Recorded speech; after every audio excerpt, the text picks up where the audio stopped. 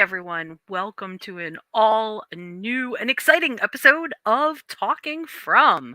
I am one of your hosts, Jen. I'm joined together here with Kinte. Well, not exactly joined, but hey, he's with me. Hey, Kinte, how are you? I'm pretty good, but I'm starting to wonder, is this all a dream? Um, so without further ado, um, I would like to call everyone's attention, and I think I did this on a previous podcast, but I'm not 100% sure. Um, The tags for from include the following: drama, horror, science fiction. Now, why is that important? Because I think we may have a little bit more information after the season finale of season two about why this is science fiction and not just a straightforward horror supernatural kind of story. And I promise we'll get into it, but Kinte, give me your overall take of the final episode for season two. It was excellent. It had everything. It had heart, it had intrigue, and I thought it ended on a very, very good place. And we're going to definitely dissect that. I think this was about as close to a perfect finale for a season that you could get for a number of reasons. And I will definitely say that it is a much stronger finale than season 1 of From gave us. Uh Much, much more. yeah. Still in the vein of its cliffhanger, but much more not just meat on the bone, much more intricacies, which I think absolutely worked. Um, couple things that I definitely want to kind of discuss a little bit. Uh One of them is this idea, and I'll definitely ask you about this, Kinte, Hmm. that that the writers and creators, um, really, have been very deliberate in their, let's just say, peekaboo kind of showing about what they give us and what they don't, and allowing us enough reality to kind of keep us going along, but at the same time also kind of opening up new questions each individual episode. And I'm wondering first, what do you think of the overall style so far? And then secondly, let's get into the specifics of what happened in the finale, because we missed a couple of podcasts, and I think, we should be able to kind of thread everything all together. But, you know, d- what's your take so far, at least in terms of where we are at the end of this finale, about the storytelling and giving us just enough to keep us coming back? Oh, I mean, the storytelling is phenomenal. I think they've done a beautiful job. And also, they do a good job of incorporating all the characters and giving them moments. And I think that the finale, there was a couple of finale moments. Uh, you know, uh, I don't know how much you want to get into it right now, but there was one moment that felt like a finale, but in a good way, because sometimes that's bad when it feels like it has multiple endings. Right. But and then there was the big ending at the end. Well, okay, so let's talk.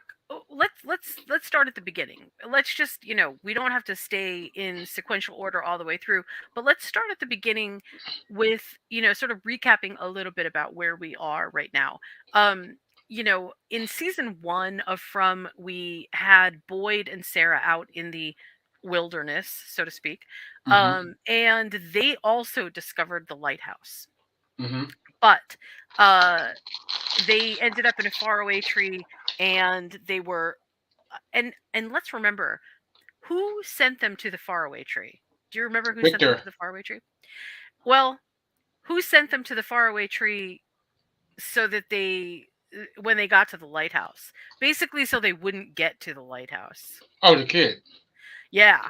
So we have a little bit of, I think, an issue here with whether the boy in white is a, Is he on the side of helping, or is he an antagonist?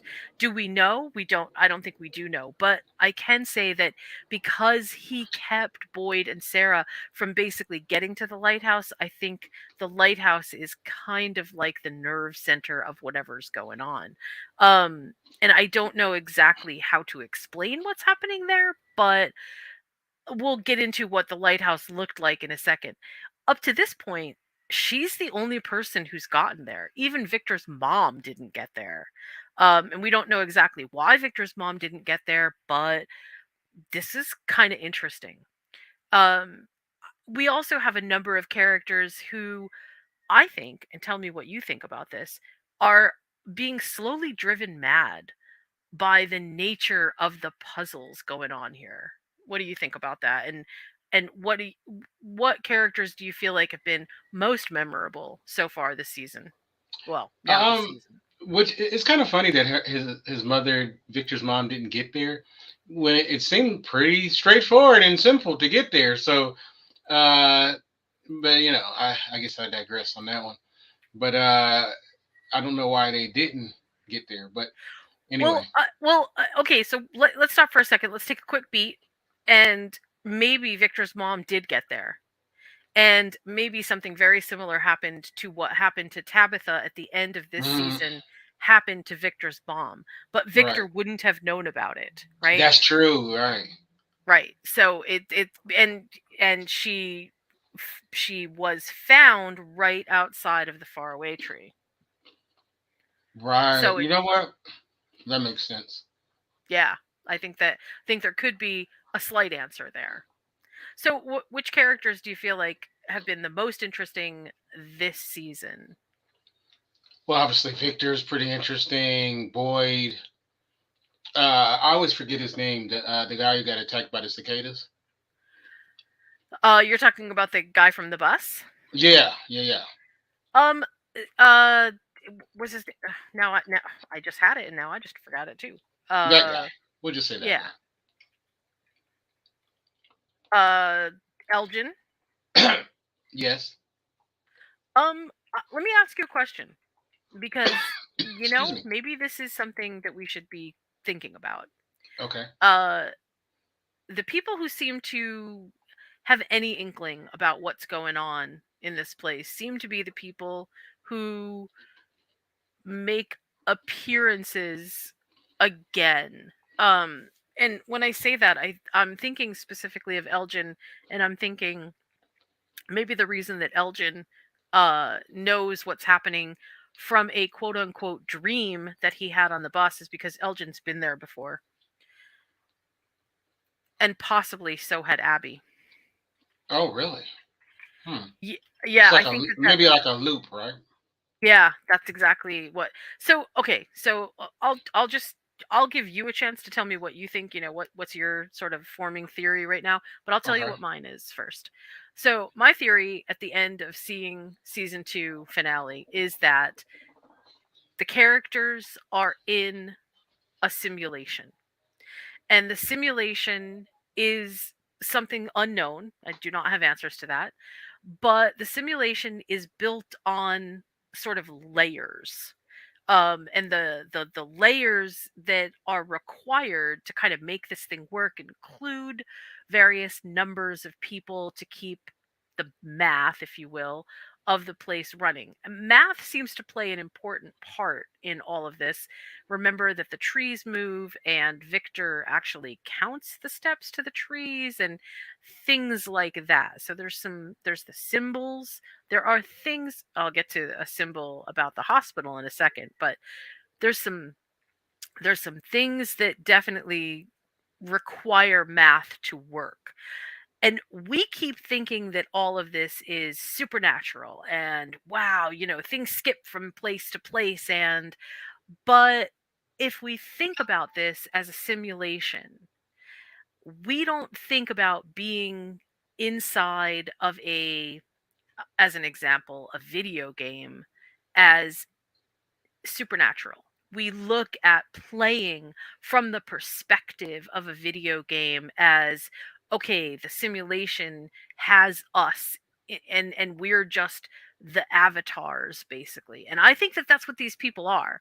I think that the people, the characters of From, are playing their parts with inserted memories, and they are simply avatars. Now, why do I think they're avatars?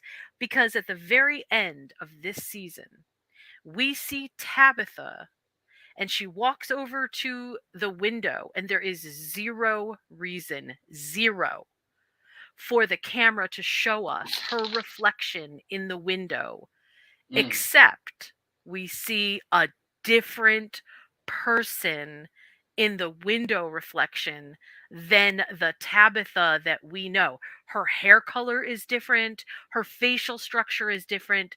This is an avatar. And I think that that is one big clue for me that this is a simulation. But two, and I mentioned this to Kinte before we came on air, they have done one of the coolest things, which is basically to wrap a plot point in a turn of phrase. They need to throw Tabitha off the trail. She can't solve this thing because they still need everybody in the simulation. I don't know why, but that's part of what I think we need to figure out. But they need to throw Tabitha off the trail. So, what happens when Tabitha wakes up in the hospital? They tell her that some hikers found her off the trail. And the boy in white throws her out of the tower, literally throwing her off the trail. Now, I'm not saying that that's like a perfect, but it's about as perfect a wrap this up that you can possibly get. So that's my idea. Tell me, what are your ideas, Kinte? no, I mean, I 100% agree with you. Um, I mean, you definitely made me look at it in other ways. I mean, I knew I had a feeling because that simulation thought process was around for a while. People were saying that. Um, I'll be honest with you though. I don't know how I feel about it though. Uh, I don't know how I feel about it. What do you mean by you don't know how you feel about it? If I want it to be that, I guess I don't know. Gotcha. I mean, hey, it is what it is. But yeah, I think that I think that you're right. It is a simulation, but here's the thing: is it aliens or is it something else? I'm thinking it's government. I'm gonna tell you why. I Okay. think it's government is because the way the guy sounded when they did the radio tower, Mm-hmm. he sounded kind of military to me. Mm. You know what I mean? Like, the way he talked to him. Mm-hmm. I mean, that's what I got out of it. I don't know. What about you? So after I sort of settled on this, it's a simulation idea, and I even mentioned this to Kinte Yeah, again it's no pre aliens. It's pre definitely not aliens. podcast. It's not I aliens. I felt like, okay, I got to go back and rewatch season 1, because I think after you come to a little bit of recognition about what might be happening, some things in retrospect may start making more sense. So, hindsight is always 2020, but if you're looking back at what has happened over season 1 and season 2, this idea of it being a simulation, and I wouldn't throw anything out the window right now in terms of it being a simulation, but I will say this. There were some really interesting odd clues in where and what was happening with Tabitha. As Tabitha was, let's just talk about this real quick. As Tabitha was ascending the stairs in the tower, okay, which is, from a storyteller's standpoint, it's very metaphorical anyway, right? You have this beautiful sort of unfolding plot where you are getting to the heart of the matter, right? The lighthouse is sort of this is where everything is emanating from. And she thinks that she's off to save the children. But if you notice when she's going up the stairs, first of all, there's the weird word ankuli, which I don't know exactly what that means. There's a whole bunch Mm-hmm. of theories out there about what that means. I don't feel like anything really answers it well enough yet. But look at the toys that are on the stairs. The toys that are on the stairs are an ambulance Mm-hmm. and a truck. Mm-hmm. And it looks to me like the visual imagery is that perhaps Tabitha was in an accident, and that's why she's in the simulation. She's in the simulation because she was already hurt some way. And that's just, there's like, it's a little bit like, I don't want to draw a direct comparison, but it's a little bit like looking at this through the eyes of what we understand to be the Matrix, right? Mm-hmm. And part of the idea of the Matrix is keeping the participants as asleep as possible, but giving them a lot of conflict to deal with. Because if you remember what Agent Smith says, he says, we tried to make this perfection and nobody believed it. It crashed and burned and it was terrible. Mm-hmm. I feel like this is sort of along those same lines. The monsters are absolutely to keep people in terror. It's to keep people from experiencing any kind of lull where they might discover an answer, where they might discover an out. If you keep bombarding people with continual horror, do they find hope? I mean, we saw that in the last episode. What is it that they can do? How can they rise to the occasion I of I figuring do have a anything out? theory about the monsters. Yeah? What is it? My theory has been that the monster, maybe whatever maintenance they got to do, they do it at night. So the monsters are to keep them uh, hiding while whoever is in charge of this, we want to say it's a simulation, they do all their work. You know what I'm saying? It's Mhm. like the who helps Santa Claus? The elves. It's like the elves, are come out and run the shop. Because think about it. While they're hiding, they're bunched up. So because they're afraid of the monsters, right? So wouldn't that be a perfect time for the powers that be to do whatever they got to do while everybody's afraid of the monsters So and hiding? it's possible, but I'm gonna throw one more thing into Oh, this, and right? and, and also real quick, the guy, the cicada dude from the bus, he says, Randall. yeah, Randall, he said he made a comment, something to the effect of everybody has their blinds drawn and whatnot. How about if we just have it all open and see? Hmm. Remember, because I think he's really giving the audience a lot of information. Yes. I think Uh, he's giving a lot of information. I think he's slightly wrong about certain things. And I told you this before the show, and I felt like this. So before he even said it, I kind of felt this way. Is that some of the people, either at Colony House or whatever, some of them are involved in the sham. hmm. I don't know who, but I believe that not everybody. I think not everybody is really a part of it. I mean, part Well, of the scared group. right. So some of the people are the test subjects, and then maybe some of the people are uh plants, some Hmm. kind of. But I think we need to look at this a little bit more. Oh, and Um, one more thing. Think about it. If you go, you can't just keep going because it'll get dark and you'll have to come back. that's right. That's So, part of the lighthouse thing, right. But go which is ahead. I'm why sorry. you need that faraway tree, Hmm. because you can't get there without the faraway tree. Hmm. Now, okay, now. let me address a couple of things that I have been thinking about through the season, but haven't really had kind of any voice to give to what it was that I thought that I was seeing. Whatever this project was, I think it was started in the 1970s. And Okay. specifically, I think it was started in the 1970s because it took me a while to think about why all the monsters were dressed a specific way. They felt sort of off, like there was nobody modern. It felt weird. Mm. What's happening here is whatever was programmed, if you will, whatever the simulation is, it was started in the 1970s. That's where I think the period dress is from. So that's one thing.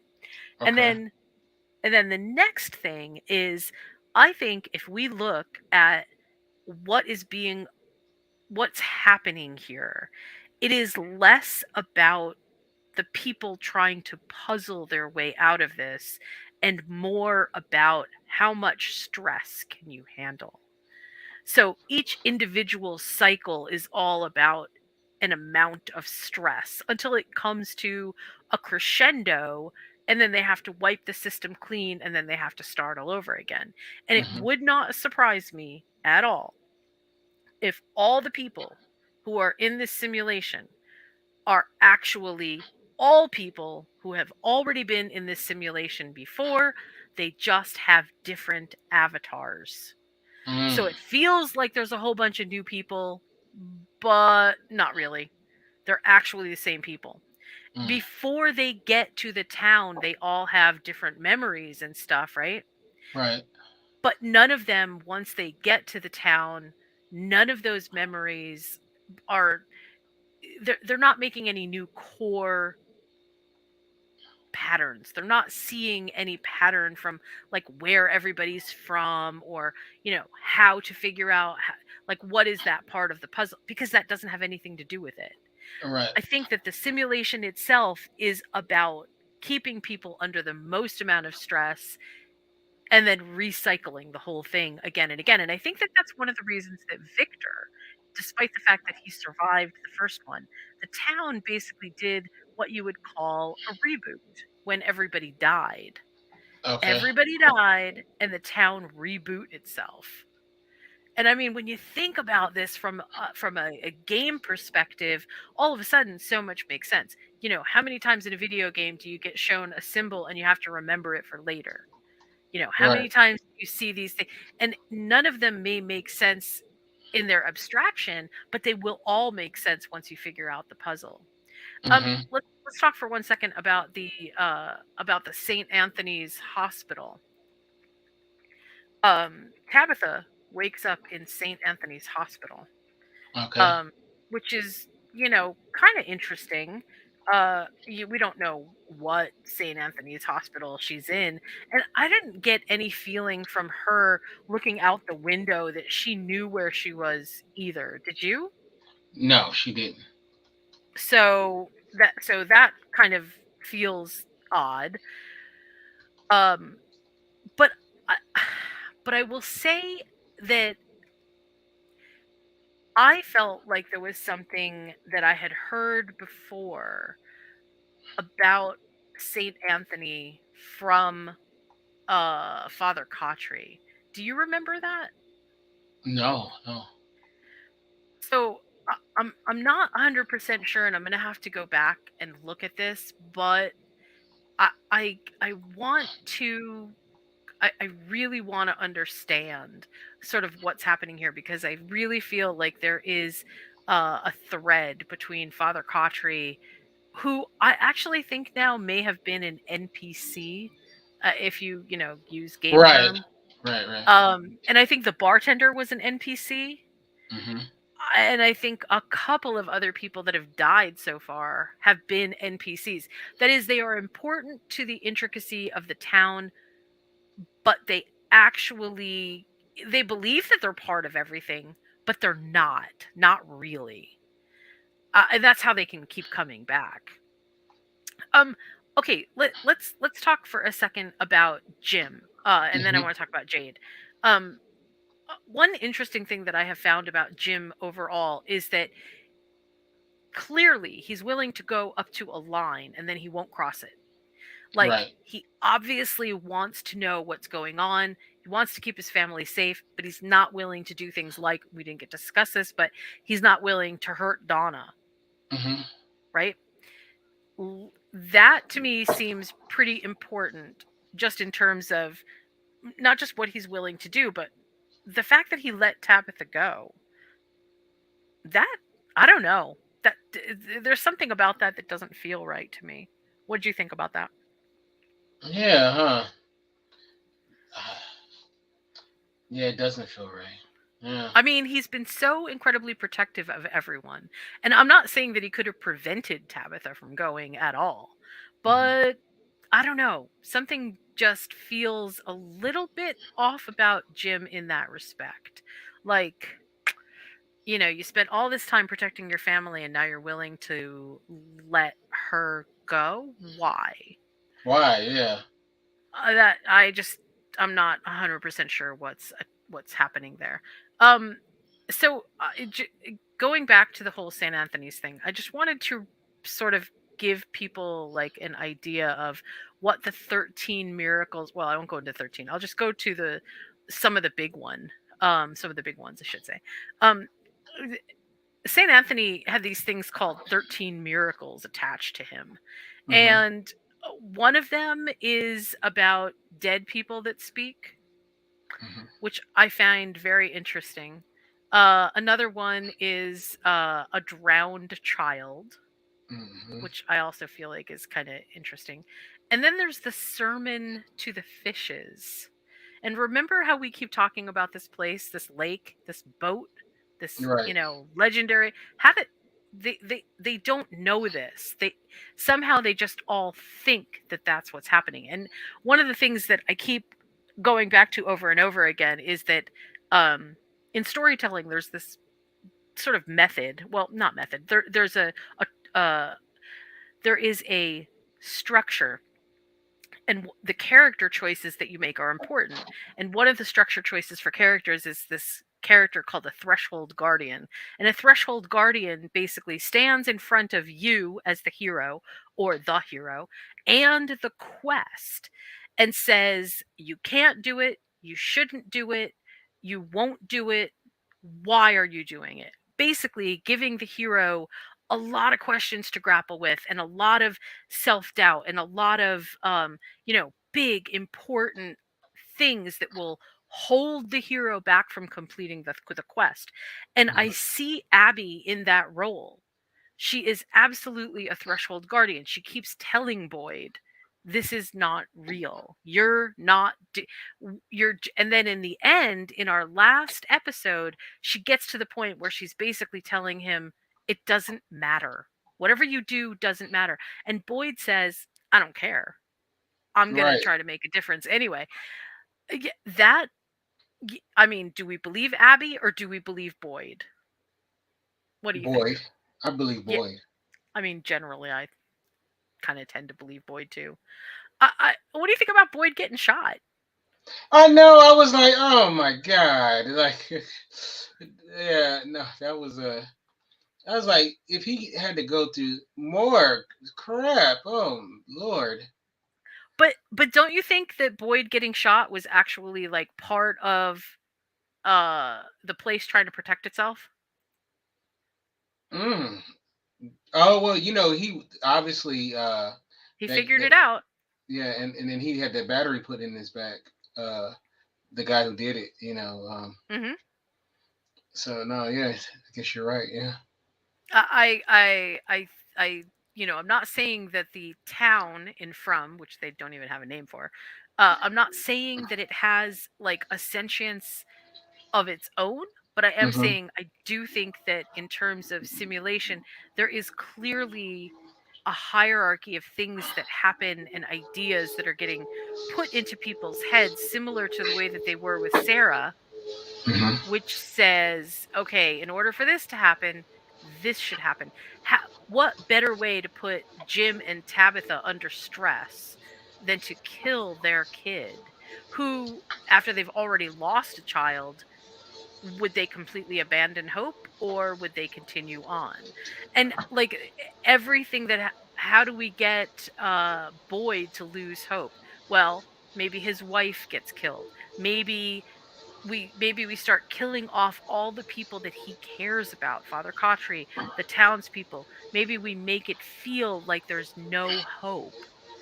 And I think that that's really, I don't know, And personally, I just I feel think it. that scene where he's being blasphemous towards God too, as Uh-huh. well as which when when he's what I'm talking about, when he has that I do. scene where Where he he's knocks talking over about. the where he knocks Yeah, over the mailbox. yeah, that was important too. Because they were talking about hope and all of that kind of stuff, like you were saying. Yeah. So, okay, so let's talk about Donna for a second. Hmm. So at first, I thought that maybe Donna was, maybe Randall is not 1,000% wrong about Donna. Right. Maybe there is something. How does Donna always know where Boyd is? Yeah, I think is in on it. I really believe that Donna's in on it. I don't know if Donna knows that she's in on it, but I think somehow she is being whispered to. Some, I don't know how, but I want to go back to the first season and talk about Sarah again, because it's Sarah that we sort of get all of the dramatic understanding of how people can be communicated to through the town, right? Hmm. Through the townspeople. And Sarah, she got messages on her arm, she heard voices. Um, she truly believed that what she was doing was the right thing. And we know that it manifests in a lot of different ways. So maybe Donna is experiencing something similar to what Sarah was experiencing, but she feels like she can control it. Yeah. Hmm. I All don't right, know. Hmm. Go ahead. let's talk about Jade for a second. Hmm. One of my Oh favorite. yeah, that Jade, he's another. They did a great job with his character this season. As opposed to last season, he was kind of annoying, but I Yeah. mean he's still kind of annoying. But I enjoyed his character much more. Well, let's talk about Jade. In specifically, I'm thinking of one scene, right? I'm thinking of the scene when the when the bartender comes back and he rationalizes that the bartender is back because he's having a psychotic break or having a psychotic episode or whatever. Hmm. And it's just very nonchalant for him. Um and and the bartender says to him, "Aren't you going to question this?" Now, usually your manifestations don't question the sanity of like, that's not a thing. So I felt like that was super interesting, but I felt like it was most interesting when it happened, that it happened when Jade was trying to make sense out of nonsense. He Hmm. had all the broken bottles on the table and he was trying to find patterns. Mm. I mean, I don't know about you, but what did you think about that?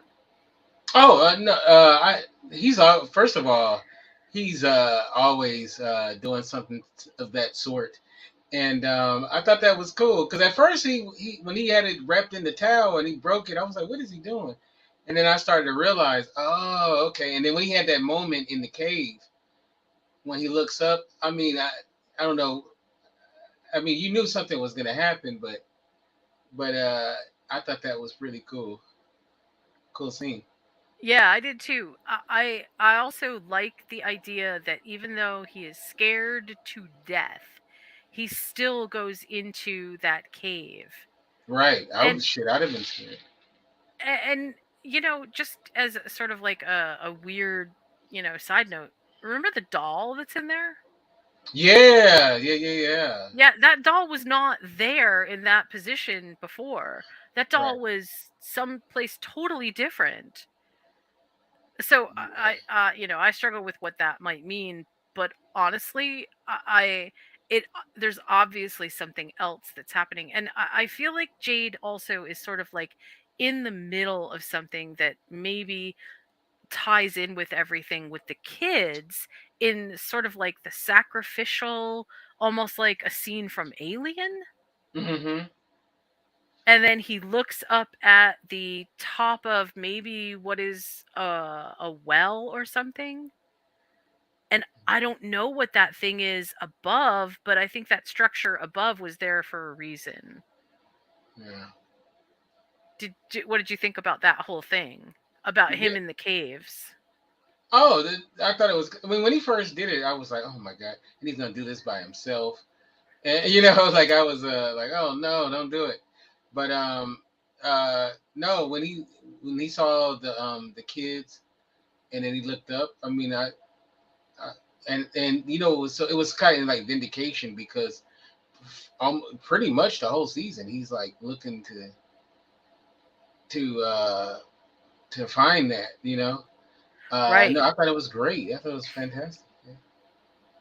So we still have a bunch of unanswered questions, and obviously, I although I don't think we're actually any closer to understanding um all of the intricacies and all of the puzzle pieces, I am feeling very more uh propped up by what happened in the last episode, and that they are going to, at the very least, give us a little bit more to work with, which feels really good because I have to tell you that I was getting really frustrated and, on the edge of, I mean, I'll keep watching this thing, but if all they're going to do is just keep stringing me along, you know, it doesn't really make any sense for me to try to keep puzzling this out because I'm never going to get anywhere. I feel really good about where we are at the end of season 2, even if I'm wrong, because at least I had a direction. At least things started to stack into place. And I think Jade said it perfectly when he said it's kind of like having two pieces of a puzzle, and they're not the end pieces or helpful pieces, they're just the puzzle pieces. And you're supposed to figure out what the whole picture is based on that. Yeah, you know what? There's that. When I heard that, I was like, "Oh, they're saying what the fans were saying the first season, basically." Is Uh huh. yeah, which which I think was smart, and also yeah, pretty much where everybody was, which was yes, we don't really know what's going on. Um uh, so let's talk real quick about Boyd figuring out how to get back and forth between the actual sort of heart of the well where where he was, and smashing the music box. Um Man, I wish I had a better understanding of the music box itself, but let's talk about how he figured out the torch. Um, in all video games, there's like a switch that you get to turn on that basically like gives you a way generally to move from place to place where it's kind of like wipe scene.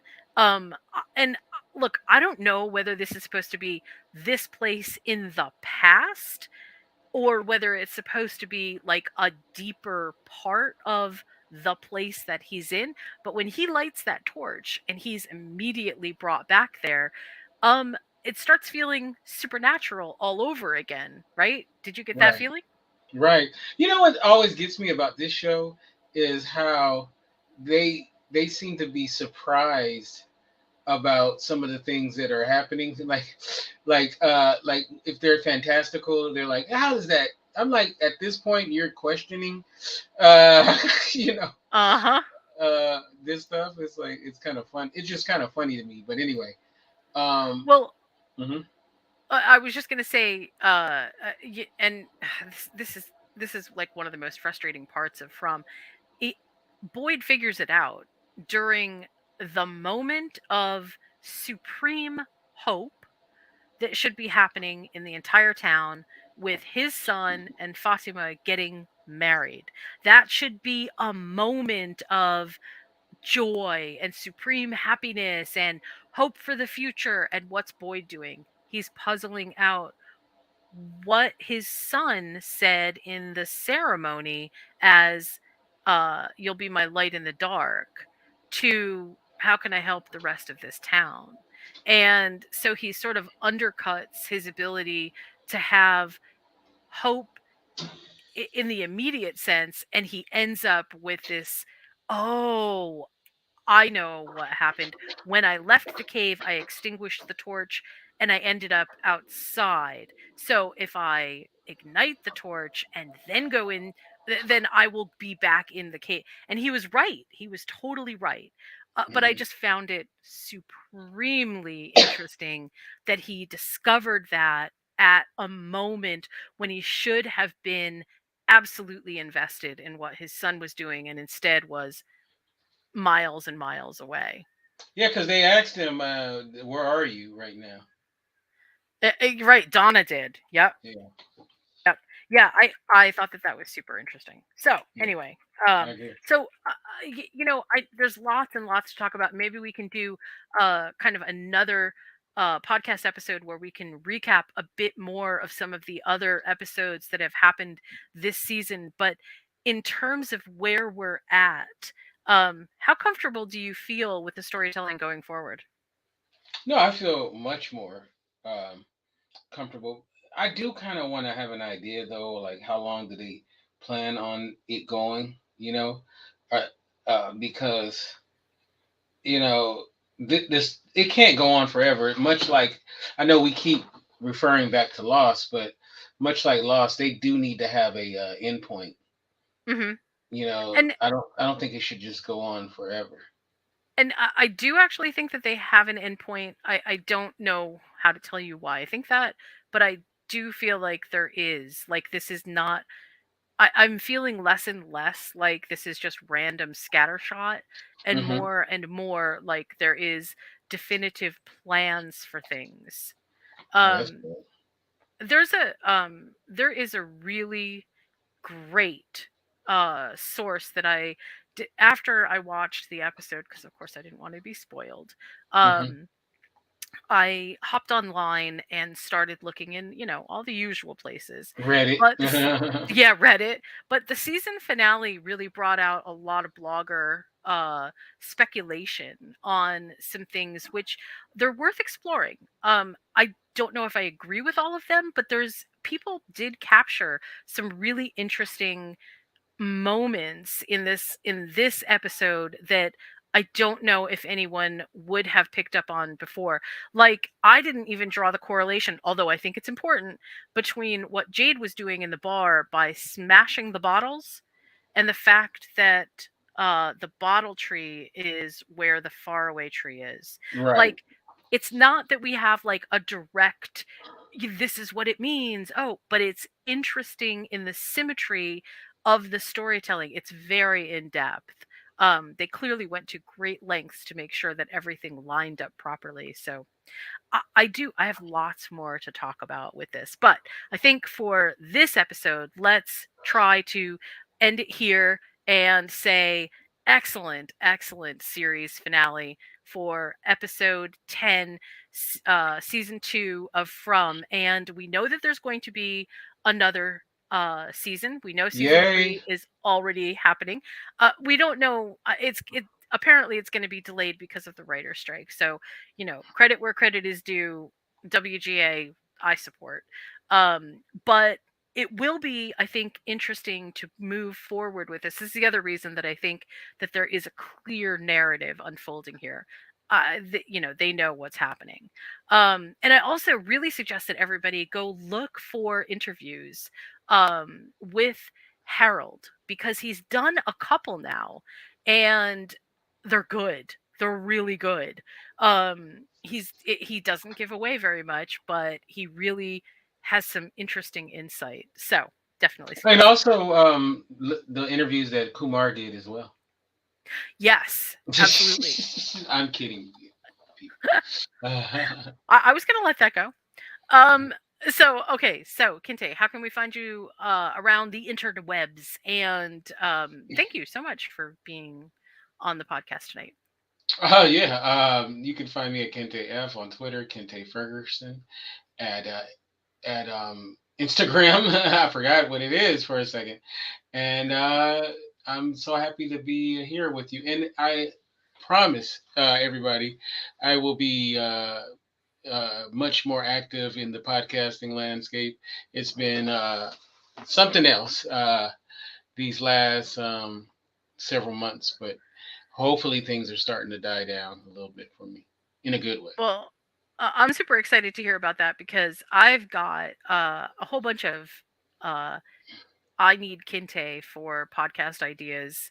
wonderful. So yeah, so I'm excited about that. That's awesome. Cool. And you can find me at moviesandmeals.com if you want to hop over and check out a meal that will pair with whatever movie you're watching. I'm sure you'll find something. Um, for both of us, Kinte and myself, thank you so much for tuning in tonight. Hopefully, we'll get to do a little bit of some recaps coming up here. We'll do a little bit of an addendum to capture some of the episodes that we missed. But thank you so much, and we'll see you next time. Peace.